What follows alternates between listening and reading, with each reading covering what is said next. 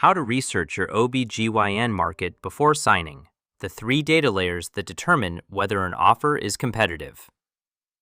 3 benchmark layers define whether an OBGYN offer is competitive.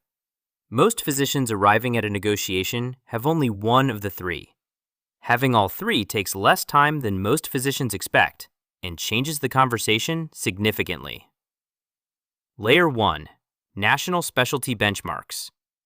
The 2025 National OBGYN compensation data provides the national picture. For a full-time general OBGYN physician, the key reference points are total compensation of $332,598 at the 25th percentile, $399,519 at the median, and $488,761 at the 75th percentile. Work RVU production runs from 5,242 at the 25th percentile to 9,230 at the 75th percentile.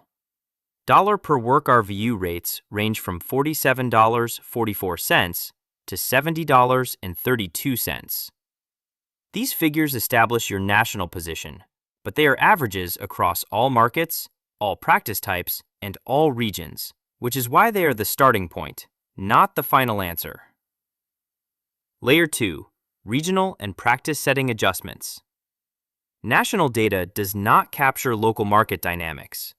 OBGYN compensation varies substantially by geography and practice setting.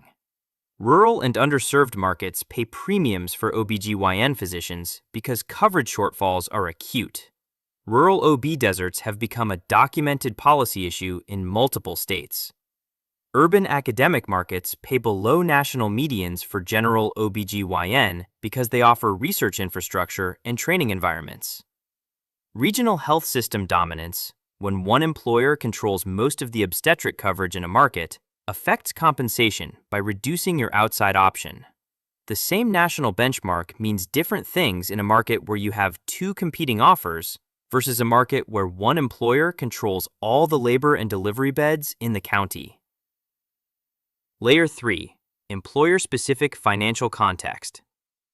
Before signing with any hospital-employed practice, research the employer's financial picture. Annual reports, 990 filings for nonprofit health systems, and state hospital association data are public. The questions to answer: is the health system growing or contracting? Is the obstetrics service line profitable or under financial pressure? And has the organization recently changed leadership or restructured physician compensation models? A financially distressed employer may offer competitive initial compensation that it cannot sustain through the contract term. For practice-specific leverage, ask the group or hospital for their vacancy history in the OBGYN department. If the position has been open for 6 months or more, or if more than one physician has left in the past 2 years, the market is telling you something about the practice environment that the offer letter does not. The physician who brings data to the negotiation table is the physician who controls the frame. The physician who accepts the offer as presented has implicitly agreed that the employer's research is sufficient for both sides.